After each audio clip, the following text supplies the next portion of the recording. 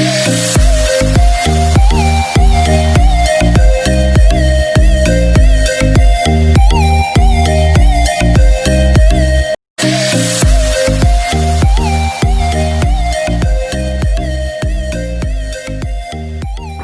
વિદ્યાર્થી મિત્રો, શ્રી સ્વામી વિવેકાનંદ વિદ્યાલય અને ઓમ શાંતિ વિદ્યાલયના ડિજિટલ વર્ગમાં આપનું સ્વાગત છે. ધોરણ 7 ભાગ 2 મારી નોટબુક, જેમાં આપણે અગાઉ વિષય સામાજિક વિજ્ઞાન પ્રકરણ નંબર 2 દિલ્હી સલ્તનત, જેમાં પ્રશ્ન નંબર 1 થી 66 સુધી મારી નોટબુકમાં પૂરેલ હતું. આજે પ્રશ્ન નંબર 67થી આપણે એની શરૂઆત કરીશું. શરૂઆત કરીએ. સલ્તનત શાસન વ્યવસ્થામાં વહીવટી તંત્રનો વડો ખાલી જગ્યા. વડો એટલે ખાલી જગ્યા. ઓપ્શન એ સેનાપતિ, બી હળપતિ, સી વજીર કે ડી મુખ્યમંત્રી. જવાબમાં આવશે સી વજીર. પ્રશ્ન નંબર 69. સલ્તનત કાળમાં પ્રાંતને ખાલી જગ્યામાં વહેંચવામાં આવતું. તો જવાબમાં આવશે જાગીર. પ્રશ્ન નંબર 70. સલ્તનત કાળમાં જાગીરમાં વહેંચાયેલ પ્રાંત ખાલી જગ્યા કહેવાતા. Option A Ekta, B ઇકતા, C ઇલકામ કે ડી એકમ. તો જવાબમાં આવશે બી ઇકતા. પ્રશ્ન નંબર 71. સલ્તનત કાળમાં ઇકતાનો વડો શું કહેવાતો? તો જવાબમાં આવશે સલ્તનત કાળમાં ઇકતાનો વડો ઇખ્તેદાર કે મુક્તિ કહેવાતો. પ્રશ્ન નંબર 72. ઇખ્તેદાર કેન્દ્રની કારોબારી અને ન્યાયતંત્રનો વડો હતો. સાચું કે ખોટું? તો જવાબમાં આવશે ખોટું. પ્રશ્ન નંબર 73. સલ્તનત કાળમાં ઇખ્તેદારનું કાર્ય જણાવો. જવાબ: સલ્તનત કાળમાં ઇખ્તેદાર જમીન મહેસૂલ એકત્ર કરતા અને જરૂર પડે ત્યારે સુલતાનને લશ્કરી મદદ કરતા હતા. પ્રશ્ન નંબર 74. આપેલ પૈકી કોના સમયમાં ઇખ્તેદારો પર નિયંત્રણ સ્થાપવામાં આવેલું હતું? ઓપ્શન એ અલાઉદ્દીન ખલજી અને મોહમ્મદ તુગલક, બી જલાલુદ્દીન ખલજી અને અલાઉદ્દીન ખલજી, સી ઇલ્તુત્મિશ અને રઝિયા સુલ્તાના કે ડી બહલોલ લોદી અને ઇબ્રાહિમ લોદી. જવાબમાં આવશે એ અલાઉદ્દીન ખલજી અને બી મોહમ્મદ તુગલક. 75મો પ્રશ્ન. અલાઉદ્દીન ખલજી અને મોહમ્મદ તુગલકના સમયમાં કેન્દ્રીય સેનાને મહત્ત્વ આપવા ઇખ્તેદાર પર નિયંત્રણ સ્થાપવામાં આવ્યું હતું. સાચું કે ખોટું? તો જવાબમાં આવશે સાચું. પ્રશ્ન નંબર 76. સલ્તનત કાળમાં જિલ્લા અને તાલુકા અનુક્રમે ખાલી જગ્યા કહેવાતા. એ ઇખ્ત અને જાગીર, બી મુક્તિ અને ભુક્તિ, સી શીખ અને પરગણા કે ડી એકમ અને વિષય. તો જવાબમાં આવશે સી શીખ અને પરગણા. પ્રશ્ન નંબર 77. સલ્તનત ગ્રામીણ વ્યવસ્થામાં મુખી એટલે સરપંચ. સાચું કે ખોટું? જવાબમાં આવશે સાચું. પ્રશ્ન નંબર 78. ભારતમાં દિલ્હી સલ્તનતની સ્થાપનાથી કઈ શૈલીના સ્થાપત્ય નિર્માણની શરૂઆત થઈ હતી?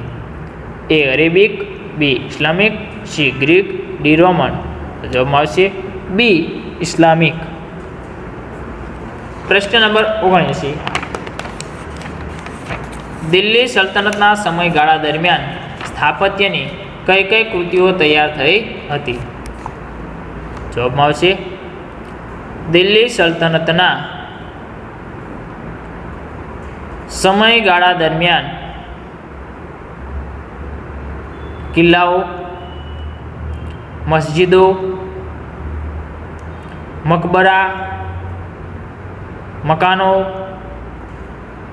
બગીચા, દરવાજા, મિનારાઓ જેવી સ્થાપત્ય કલાની નોંધપાત્ર કૃતિઓ તૈયાર થઈ હતી? પ્રશ્ન નંબર 80. કુતુબુદ્દીન ઐબકના સમયમાં દિલ્હીમાં કઈ મસ્જિદનું નિર્માણ થયું હતું? જવાબ: કુતુબુદ્દીન ઐબકના સમયમાં દિલ્હીમાં કુવત ઉલ ઇસ્લામ નામની મસ્જિદનું નિર્માણ થયું હતું. પ્રશ્ન નંબર 81.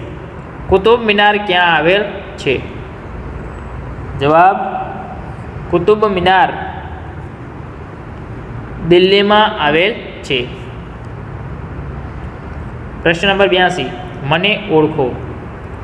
મેં કુતુબ મિનારનું કામ પૂર્ણ કરાવેલ. જવાબ આવશે ઇલ્તુત્મિશ. પ્રશ્ન નંબર 83. આપેલ પૈકી કોણે કુતુબ મિનારનો જીર્ણોદ્ધાર કરાવેલો? ઓપ્શન એ ફિરોઝ શાહ તુગલક અને સિકંદર લોધી, બી કુતુબુદ્દીન ઐબક અને ઇલ્તુત્મિશ, સી અલાઉદ્દીન ખલજી અને જલાઉદ્દીન ખલજી, ડી બહલોલ લોધી અને સિકંદર લોધી. જવાબમાં આવશે એ ફિરોઝ શાહ તુગલક અને સિકંદર લોધી. પ્રશ્ન નંબર 84. ढाई दिन का झोपड़ा खालजिया શહેરમાં આવેલ છે? જવાબ આવશે અજમેર. પ્રશ્ન નંબર 85. ઇલ્તુત્મિશના સમયમાં બનેલ સ્થાપત્યોના નામ જણાવો. જવાબ: ઇલ્તુત્મિશના સમયમાં હજ એ સમ્મી ઈદગાહ અને જુમા મસ્જિદનું બાંધકામ થયું હતું. પ્રશ્ન નંબર 86. અલાઉદ્દીન ખલજીની સ્થાપત્ય કૃતિઓ જણાવો. જવાબ: અલાઉદ્દીન ખલજીએ અલાય દરવાજા નામનો પ્રવેશદ્વાર, શીરી નામનો કિલ્લો અને શીરી નામનું નગર તથા હજ એ ખાસ જેવા સ્થાપત્યો બનાવડાવ્યા હતા. પ્રશ્ન નંબર 87. શ્રીનગર ખાલી જગ્યાએ વસાવ્યું હતું. જવાબ આવશે અલાઉદ્દીન ખલજી. પ્રશ્ન નંબર 88. મને ઓળખો. મેં અલાય દરવાજા નામનો પ્રવેશદ્વાર બનાવડાવેલો. જવાબ આવશે અલાઉદ્દીન ખલજી. પ્રશ્ન નંબર 89. તુગલક સમયગાળા દરમિયાન દિલ્હીની આસપાસ કયા કયા શહેરો વસાવવામાં આવ્યા? જવાબ લખશો. તુગલક સમયગાળા દરમિયાન તુગલકાબાદ,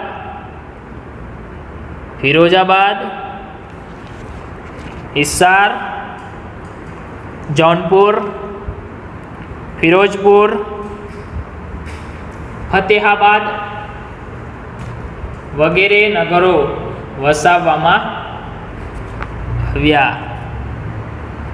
પ્રશ્ન નંબર 90. તુગલક સમયગાળા દરમિયાન દિલ્હીમાં શેનું નિર્માણ થયું? જવાબ આવશે તુગલક સમયગાળા દરમિયાન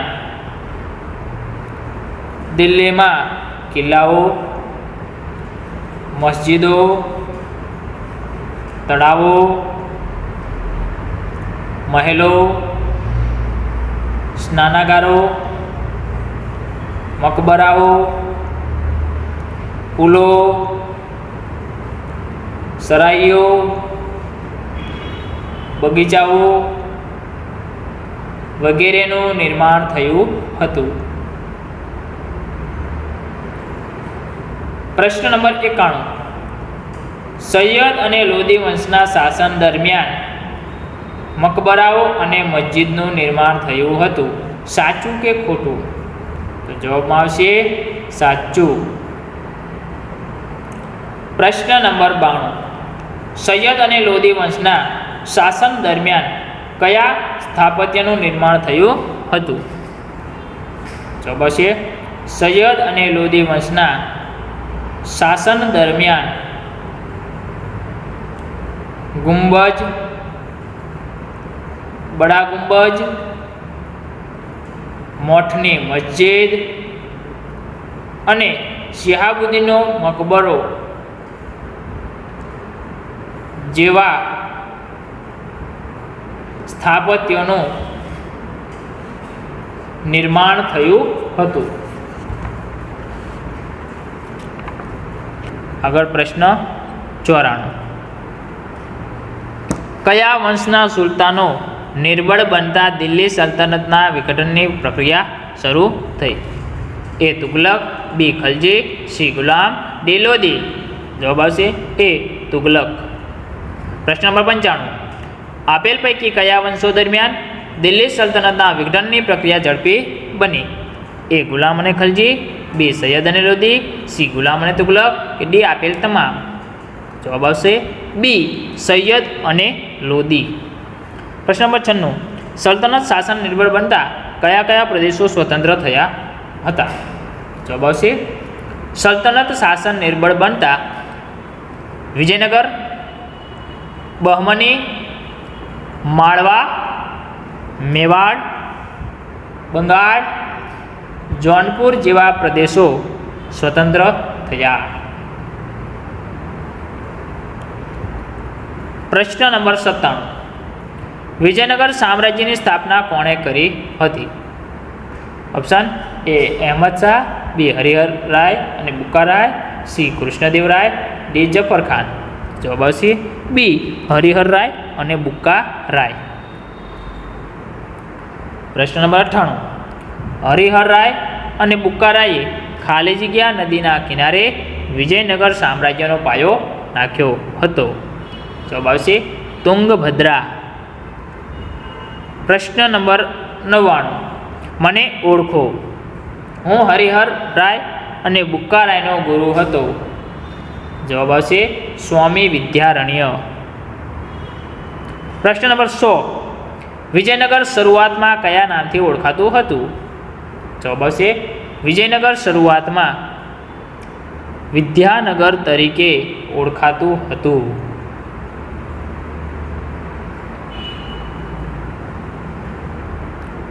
પ્રશ્ન નંબર 102. વિજયનગરના સામ્રાજ્યમાં કયા કયા વંશે શાસન કર્યું? જવાબ આવશે વિજયનગરના સામ્રાજ્યમાં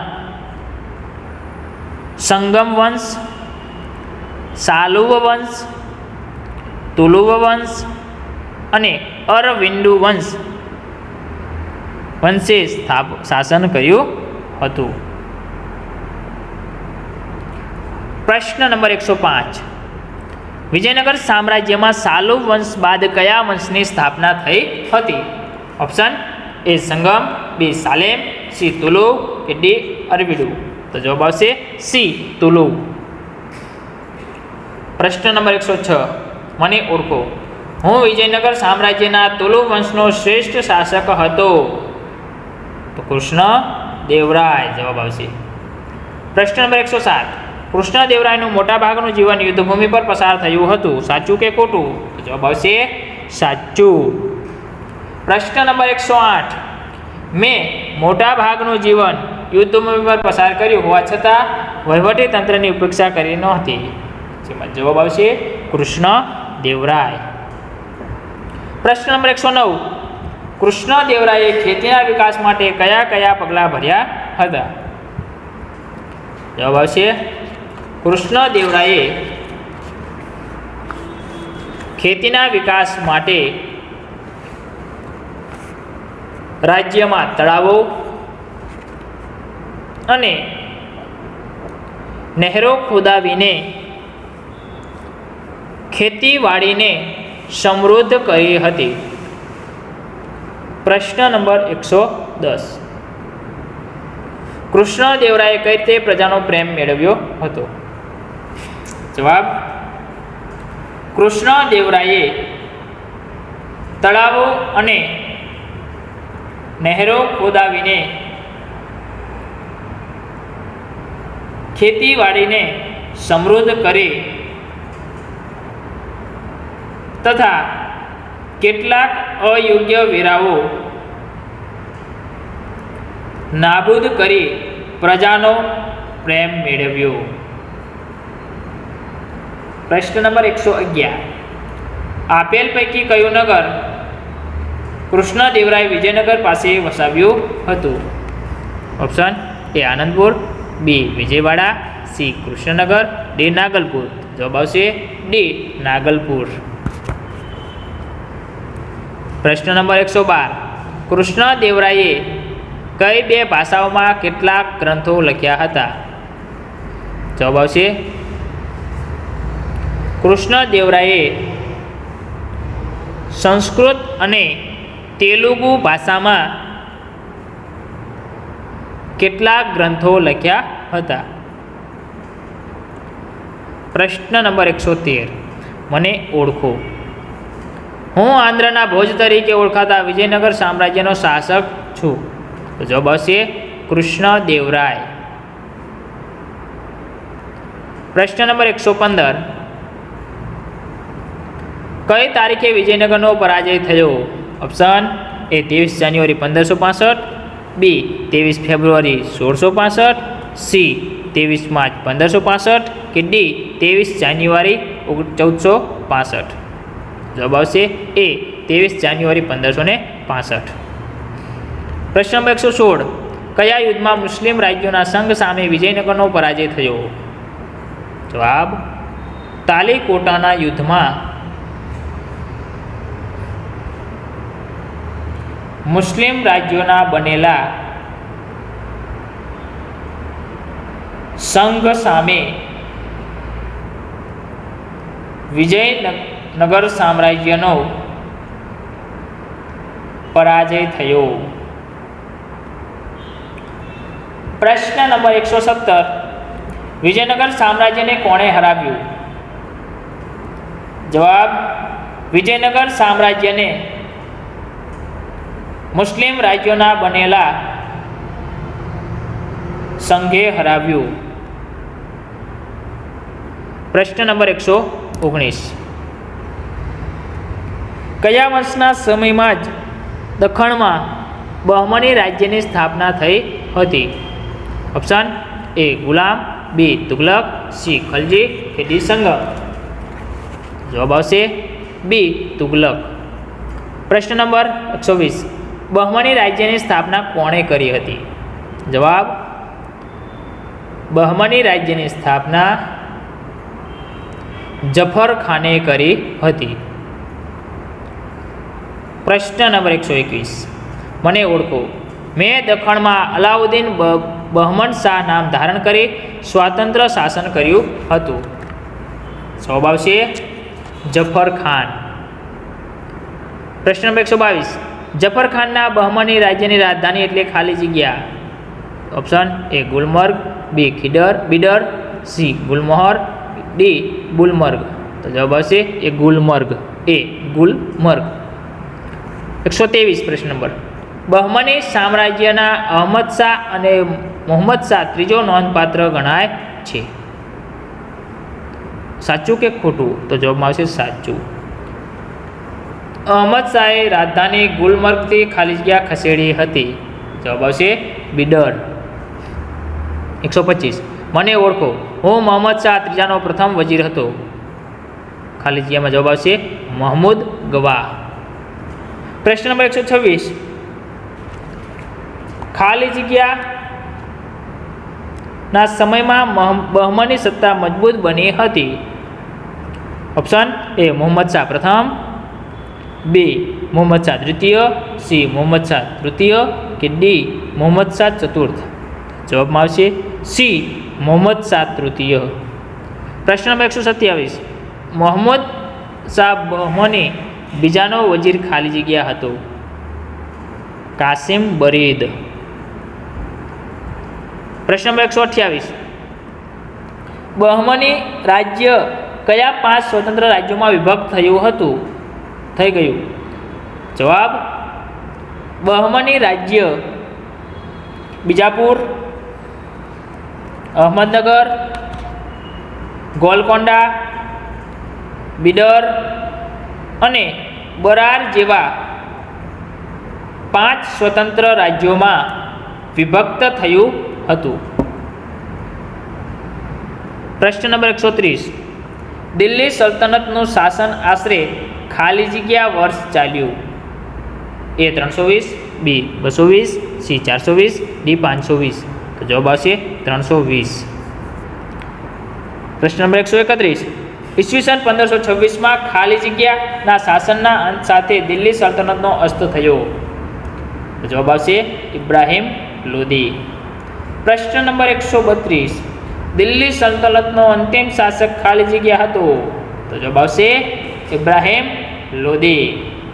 પ્રશ્ન નંબર 133, દિલ્હી સલ્તનત લગભગ 350 વર્ષ ચાલ્યું હતું? સાચું કે ખોટું? જવાબ આવશે સાચું. પ્રશ્ન નંબર 134 માં એક જોડકા જોડો. કયા વંશ સાથે કોણ સંકળાયેલું છે એના તો લખીએ. પહેલો પ્રશ્ન છે ગુલામ વંશ, તો એની સાથે કોણ સંકળાયેલું છે?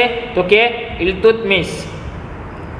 બીજો વંશ ખલજી વંશ, જેમાં જવાબ આવશે A અલાઉદ્દીન.